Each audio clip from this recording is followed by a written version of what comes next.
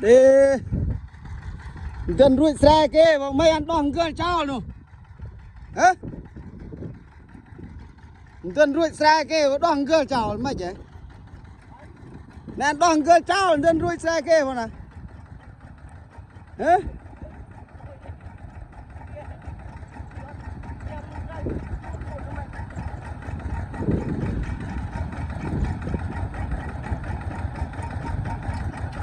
dân ruột xe kia mà đòn gơ cho mà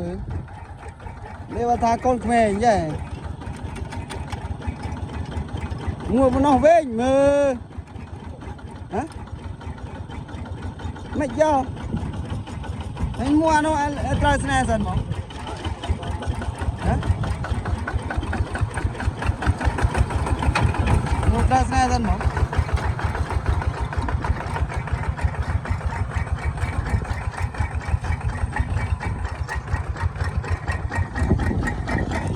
này về từ na ở đâu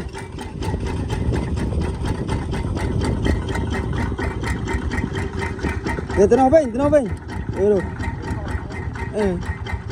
ông mẹ này từ nào bên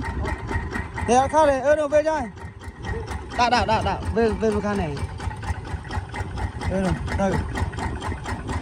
yên tiên cho loang đi tới đây đây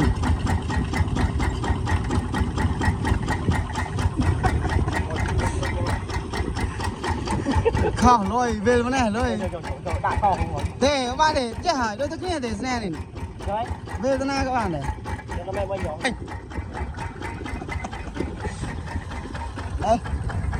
gần đuôi xe kia một đòn cơ chào cho bà đây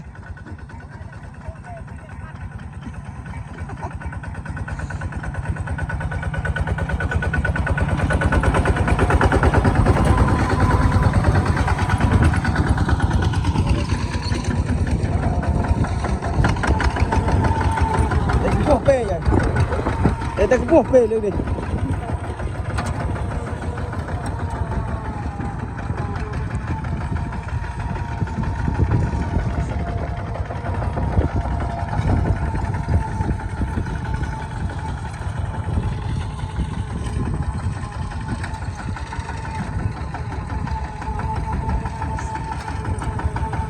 sơ đánh không sơ đánh